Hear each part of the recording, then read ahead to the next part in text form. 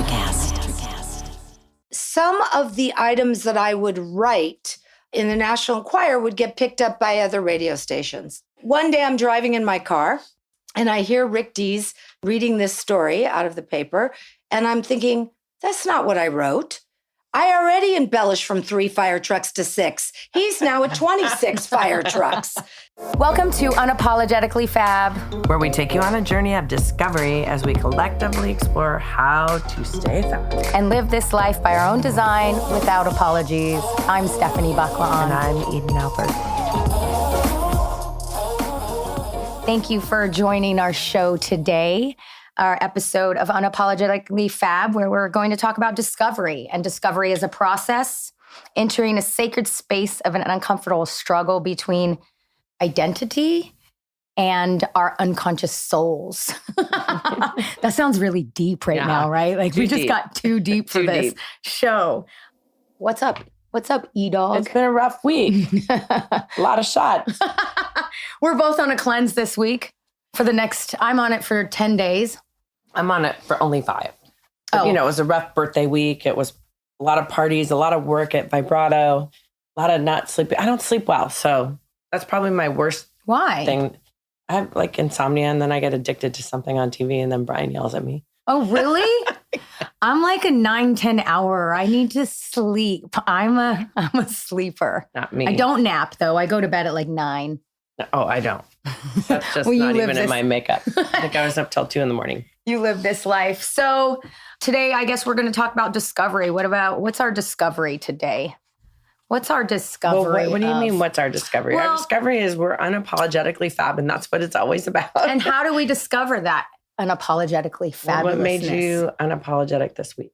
Knowing that we were going to shoot this, being super secure with myself, like that we were actually going to accomplish, and if this was going to be a successful shooting, and if this was going to be what we anticipated it to be. So, you had to be in that mindset of we are fab and move with that. So I think for me this week, I had to be really sure of myself. My discovery was, can I do this? Can we do this? Yeah. I remember you were telling me you were scared and I wasn't. I don't know why. I don't get scared.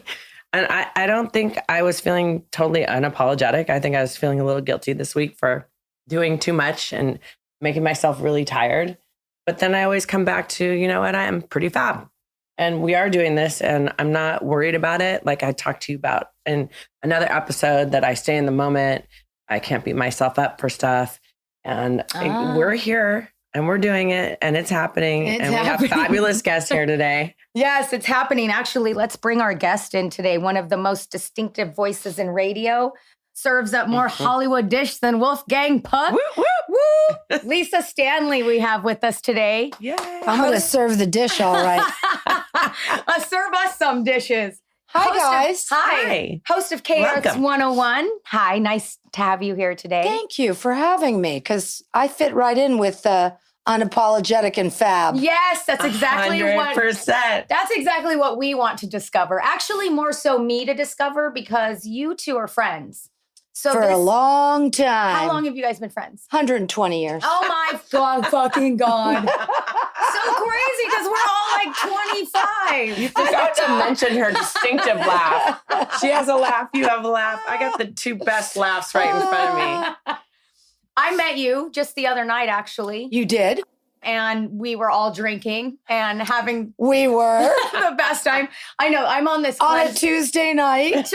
Turned up. Before I have to get up at 3 o'clock in the morning. Saying she was surprised that I lasted till 9:30. I was surprised. I know. Oh, yeah, because you went, that's where you went. You had to be up at 3:30 to be on air. I wish 3:30. 3. Oh, 3. I get up at 3 every day. And then walk me through 3 o'clock. So I get up at 3. I go right to the coffee pot, go right to the refrigerator to get my gold circles to put under my eyes. And I sit in my bed for an hour doing show prep, looking at all the news, looking at all the websites I like to look at, Page 6, different websites. I go to Fox, I go to People, TMZ, and trying to just create the vibe of the entertainment beat that I specialize in on our show. Okay, so let me get right into a question of maybe tell us a brief story of your discovery of how you decided you're discovering into disc jockeying or on a radio station. Well, that's an interesting story. So I started my career journalism. That's Okay. what I started. I started writing for this tiny little tabloid called the National Enquirer. I know. Little. I know. That's why So- you're so fat. Oh, is that where we serve up more dish than Wolfgang? I do that everywhere. I do that in life. But I started my career doing that. And along the lines of doing that, a TV show got created called Hard Copy. And Another little tiny show that I was part of for 9 years. I did their entertainment reports for them. So I started doing those two things. And then some of the items that I would write in the National Enquirer would get picked up by other radio stations. And one of them got picked up by a little DJ named Rick Dees. Oh, man. Another little blip. Anyway, one day I'm driving in my car and I hear Rick Dees reading this story out of the paper. And I'm thinking, that's not what I wrote. I already embellished from 3 fire trucks to 6. He's now at 26 fire trucks. So I made a bold move and I called his office and his producer, who to this day is one of my best friends, Jack Silver. And I said, hey, he read a story of mine, only he didn't read it correctly. And I was very upset about that I had already embellished a story and now someone else was making it more embellished. So he said, well, if you don't like it, why don't you come in and do the stories yourself? Oh. And entree-vous, there I started. Don't tempt me with a good time. Let me say something. Is that when you discovered how unapologetically fab you were? I think so. I might have discovered it that. I spent about 10 years with Rick Dees and Ellen Kay in the day. And then Kayers came along and stole me away, where I've been for 22 years. 22 years. Yeah, and I don't apologize for anything I say there. That's amazing. So how do you feel about being unapologetically fab then? I didn't know there was a feeling to go with it. To be honest with you, it's just who I am. Yeah. I'm authentic. I live an authentic life. Perfect. That's a lot about what we talk about is being authentic and, being able to be you without saying, I'm sorry, you're so unapologetic. Well, for let me everything just tell you something. When you get to my age, 20, I will say this. You don't give a shit what you say. Well, see, with the discovery, sorry to interject, but with the discovery, you knew, and I feel like I didn't necessarily know even unapologetically fab. I didn't think that. I didn't, I'm just who I am. But when I did this competition, Fab Over 40, right?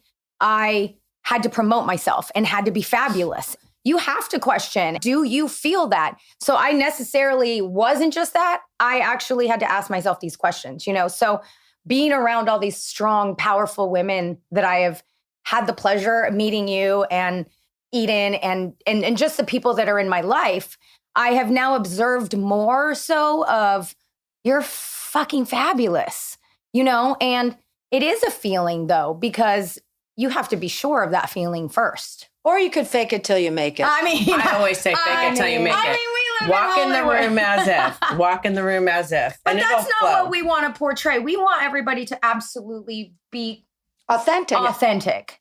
And so I think that's the discovery. I think here's the thing. It's hard to discover that at a young age. I think you're still worried about what people think about you.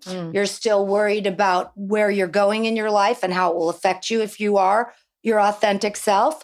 I think when you get to, like you said, 40 and over, you don't really care. You've made it. You're successful. And whatever's going to happen is going to happen. But it isn't going to be the right thing if you're not who you are. And I think that's what we want to share, though, and inspire women is at this 20-year-old age that we are, that there's no narrative. Own who you are. Be who you are. Be proud of who you are. If you don't own who you are and you don't become authentic in your life, you'll have a really crappy life. I know how long you've been with this station, and I know what we talk about all the time over and over and over again. Do you feel you're at your peak, or do you feel like there's something next? I think I'm rolling downhill in this situation here now. I've peaked up. I'm at the best platform I could be at. I'm at the number one station. I love my job. Well, I don't love my co-host. Did I say that out loud? Was that my external voice? I No. won't repeat that. Serve the dish. We won't say a name. We won't say a Serve name. the dish. No, he's grown on me Yeah. after 22 years. It's, Oh my God. you know what? It's like a bad marriage, but you stay together. But I think that when this venture is over, which could be this year, next year, I mean, it could be any minute, I will definitely go into another form of seeing who I am. I'm just not sure where it'll be. I started in, like I said, journalism, then I went to television. Maybe I'll go back to television. Who knows what I'm going to do? But I tell you one thing, I'm not going to roll up in a ball on my couch and eat bonbons. Yeah. Okay? That ain't happening. You might eat a gummy. I might eat a couple of those. Oh, She loves her gummies. I do Seems love my familiar to me. And gummies. she's not apologizing for that at Hell all. to the no. Do you eat a gummy now? No, No. but I wish I could had one. Can I bring something up that I want to share that's been really great about Lisa? Because she's always been philanthropic, and so have I, but she's But actually you've taken me to a whole new level. You stepped into another role with us, which is Omni Peace, which we'll talk about later. But Lisa and I now sit on a board together, and boy, you want to talk about unapologetically fab. Yeah, The it's things she's done, and I'll let her explain to Here's the bring- thing. I grew up here, as did Eden, and we both made it our life ambition to know everyone in this town, which at least the important people. And I realized after Eden taught me, because Eden really did teach me the ropes about being philanthropic, honestly. I probably did a little bit before you came in, Sure. but she wrote me in and she taught me how to do it. And now I'm forever involved in this. And I think that part of the idea that I grew up here means I could tap into a lot. And so that's what I really am loving, is utilizing my many years on earth and my many friendships and relationships to get into this philanthropic world. And I think that's why I'm so unapologetically I fab. was thinking that. Because I don't give a rat's ass. Because here's what Neil Diamond taught me. I once asked Neil Diamond, well, I didn't ask him, my co-host asked him because he thought that Neil Diamond would never say yes to this. And I said, you ask, because I think he will. I asked him to make, in the old days, we had these voicemail recordings, you know, on your answering You'd machine. run home to listen to it. And we asked him to make me a personalized recording, Oh, which I cool. actually still have. you do. I do on my phone right here. And my co-host went, what? You're going to do it? He said, yeah, you asked. And so I said, you see? And he said, no, you see. If you don't ask, don't know. you don't get. That's true. It's true. A So lot I of live people- my life like that now. You just I asked. ask him, what's the worst you could say? No. No. I know, but that fear, no, I remember that was one of the things I had to get over with my dad because everything was always no. But So I'm like, what? you know what? Makes me Keep try harder asking. to make it happen. Keep I'll make it asking. happen somewhere, right? And Yeah. that and that's where Lisa, I think you recently discovered. I already knew you were fab, but I know now you know you're fab on another level because of this philanthropic stuff. You're like, look what I did, and I'm so With shocked one sometimes phone that you call. didn't know that. Yeah, but I'm like, I am not. This is why I think one of the many reasons why I think you're unapologetically fab. There are many. I could go down a plethora of a list of things. Well, we have some time. Go ahead. I'm kidding. I'm happy to tell you. all about it. No. But partially learning how to be fabulous in this industry, if you will, which it's an industry. And a female, right? It was you. Oh. You did. You really, you said you could do it. And you kind of guided me. And now I'm like a horse that let out of the barn. Well, now, that just made me even feel more unapologetic. but now we have this common Thank you. denominator, right? Because in our first episode, we talked about like as her as my inspiration. So I have a question for you. What do you know about yourself that others see? I'm really funny. She's really fucking funny. I really am. She's really- And I mean funny, ha ha. I mean, I really am. And quick. And I'm Yeah. really quick-witted. I couldn't do what I do for a living if I wasn't. But I Oh. credit that to my genes and not the ones I'm wearing. I'm talking about the lineage I come through.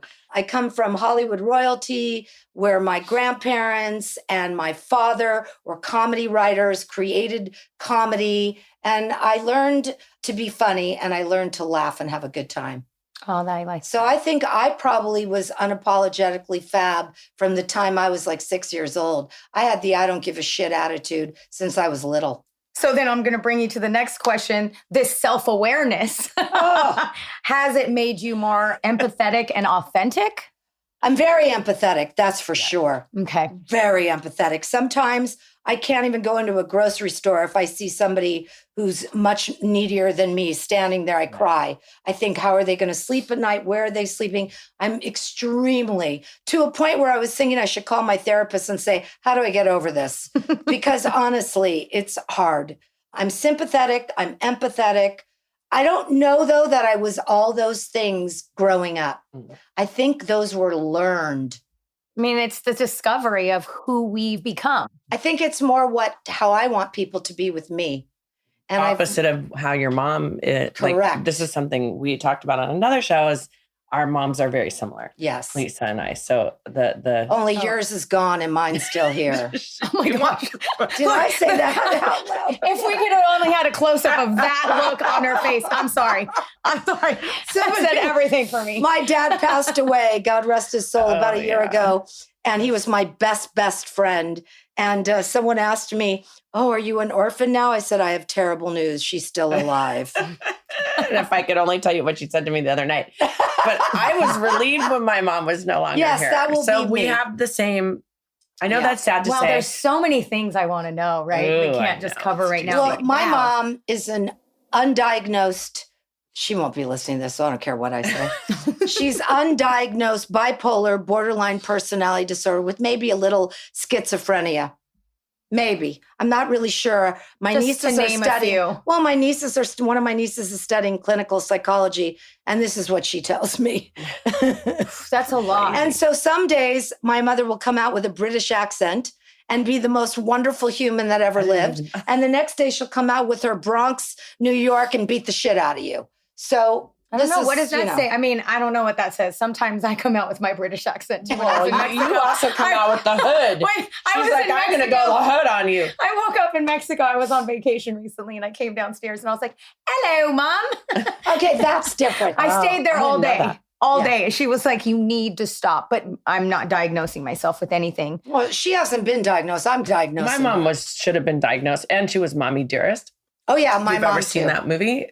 Because No I'm wire adopted. hangers. She did use wire hangers on me. She did not. Yeah, she did.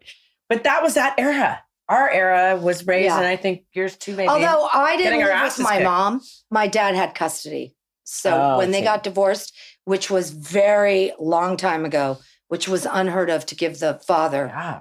But that'll tell you something. So do you consider this, because we talked about this also, the generational trauma that we've learned about ourselves and changed it and done for things sure. completely But different? I went through extensive therapy. Okay. I went through We all did. 15 years Yeah. of therapy. I mean, I I think our recently generation started has it. therapy, I mean, That's a the year best ago. gift that any human can have. That is how you become unapologetically fab. Yeah. Oh. And Thank I was you. telling her about Hoffman and how many people have gone to whatever it is for each individual person. I just wanted 20 years wrapped up because I had already been in therapy since I was 5. I just think being adopted, which we haven't talked about yet on this show, there's automatic abandonment issues. 100. Then there's the fact that the woman who adopted me was horrible. So, I mean, just jealous. Thank God for my dad. I know my dad and I are super close. Yeah. I'm the only one out of 3 of us that's not his blood child, but I'm probably one of the closest. And Lonnie, so do you relate to Lonnie? I relate as, to Lonnie. like- Lonnie has, I love Lonnie. And Lonnie comes from, so my mom was an alcoholic and Lonnie's mom was crazy, which are both the same thing, right? Like she had mental disorders. So when you go to Al-Anon, it all kind of flows together. Al-Anon it can be mental sickness, illness, disease. It's all disease. Well, it's all disease. It's all yeah. disease. Yeah. You either tell this story to yourself and you make yourself a victim, or you tell this story to yourself and you make it blossom you into this beautiful, fabulous, amazing human being. You either succumb to crazy or you become crazy. So you're blossoming. So which flaws make you uniquely fabulous? Flaws? Oh, I got a lot of those. we don't have enough time for those. No. What's your favorite flaw? Because you have to own the flaw, right? You have to own you them. know I own everything. I love you. What would be my favorite flaw? I mean, there's so many. I really Pick one. I'm a flawed human. Completely. Maybe I'm too hard on myself, and that's my biggest flaw. Maybe when I do say something that's unapologetically fab, I sometimes will criticize myself, and I get a little too hard on myself. So I think that's a flaw because you have to not be so hard on yourself. Yeah, I can relate to that. If you're going to stay authentic. 300%. Yeah. But it's also human, too. Yeah, but I do beat myself up a lot. Well, I know why. Yeah. Mommy dearest. Yes, thank you. And so let me ask, let's go back to you being on the board of Omni Peace. I know it was Eden that brought you to that, but what inspired you to definitely want to be a part of that? I know that you guys are all kind of friends. Two things. Aside from that, yeah. Music and children. Okay. My whole life is music. That's what I do. And I adore children, even though I don't have them.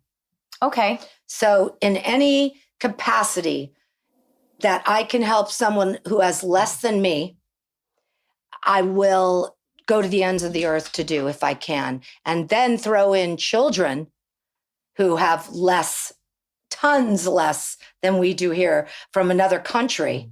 I was on board immediately.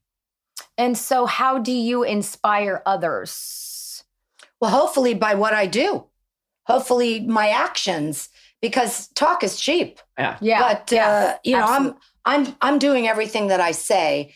I sit on the board of another charity, as Eden knows. They call me the Golden Girl because I'm 100% for 100% of what I say I'm going to do. And I think that is really important. I love having the most realist person on this show as our first guest, right? Yeah. I think this is amazing. What we want to do is inspire everybody, inspire women to be their authentic self and to live how you're living. Can I ask you don't want to live how I'm living. Well, she actually is a pretty You are pretty. But let me just see, there you go. You're being hard on yourself right there. And I'm gonna like call me out. I'm calling you out. You can't be hard on yourself because you know you're fab.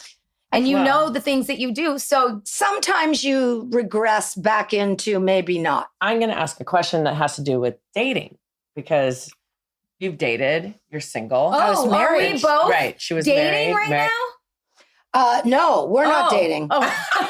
No, we're not. Sorry. Okay. Are we dating? You're not dating each other, but maybe you should. I mean, I'm about to give up, but Lisa, I'm gonna holler at you after this show. Say, I'm going to give up and be a lesbian. I mean, why not? That seems to be the easy way out these days. No, I'll tell you what. My career became my husband. When I got divorced, and then I had a couple really long-term relationships, which Eden is aware of. After those ended, really, I just said, whatever God puts in front of me is how it's going to be. And so far, it's been work, work, work, work. And I'm okay. See, that's what being unapologetically fab is really all about, is being able to be with yourself and really have a good time. Yes. And I can. Yes. And I think, there's always crutches for everybody and people need, antsy and won't be home. And I think that's something I'm doing now because I'm almost 2 years single. I had my son in my house and now I'm in this house by myself. Empty nester. Empty. And it's a little hard sometimes because I'm like, I don't know if I can sit here with myself, but that's the challenge that I'm doing. And I think that's what all of this is about, is learning to be with yourself.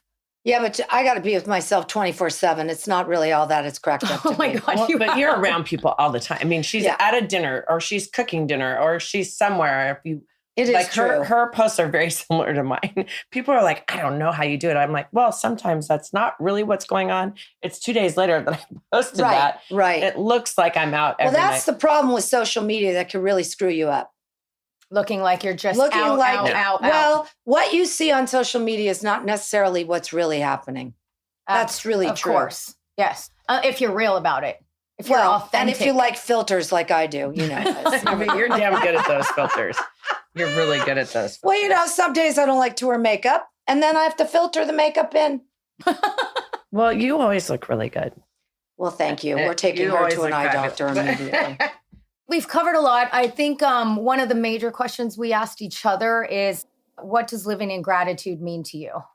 Well, the alternative sucks. She says she's funny. I mean, it's the best I can tell you. Oh, I know you got more for me than that. I mean, every day I say at least 20 times a day how grateful I am for my life. But I believe in God, and Jesus is my savior. So I thank him daily.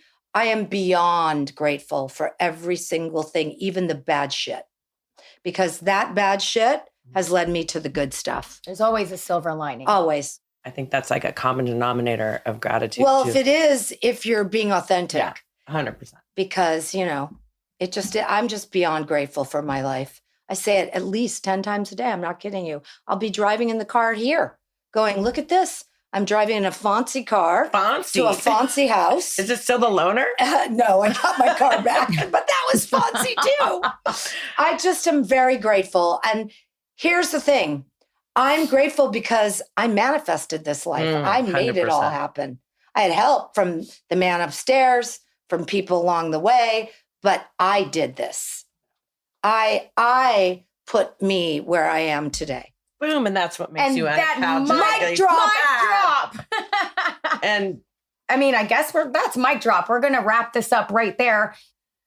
Thank you so much for being with us today. Thanks for having me, you guys. You know, when there's anything else coming up and you want to come and bullshit with us and share some insight, we'd love to have you again. Thank you. I hope you make a difference in at least one person's life. Then it'll be worth it. Yeah, thank you. Yeah, thank you so much, Thanks, guys. I love you. Love you guys. Thank you. And you can listen to Lisa on K-Earth's 101 radio at 5 a.m. to 10 a.m., your morning drive. I'll wake your ass up.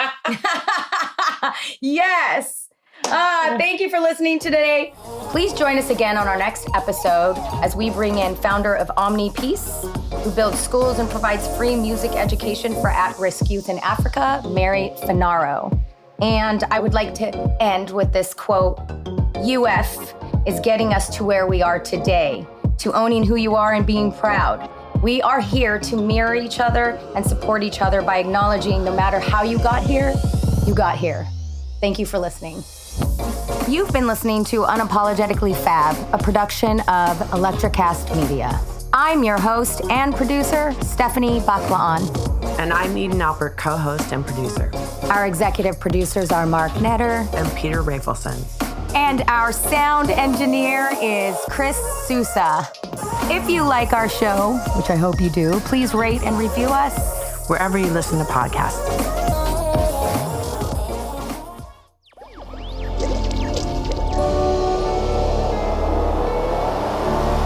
ElectraCast. Welcome, explorers of the human experience. This is Let's Talk Soul, and I'm your host, Claudia Monticelli. We're not afraid of the great mysteries of existence here. Soul versus consciousness, we're on it. Spirituality versus science, we've got that covered too. Join us in navigating these profound topics with wisdom, curiosity, and a dash of audacity. Whether you're a spiritual veteran or just starting your journey, Let's Talk Soul is your passport to the unknown. Let's Talk Soul, diving into the depths of the human spirit. Subscribe now wherever you get your podcasts. Are you passionate about saving the planet for future generations? Do you want to learn how to do it? If yes, then you need to tune in to the ElectraCast Podcast. It's a talk show covering the changing world around us, from renewable energy, sustainable agriculture, circular economy, to ESG and social innovation. Don't miss this opportunity to discover how you can join the movement and make a difference.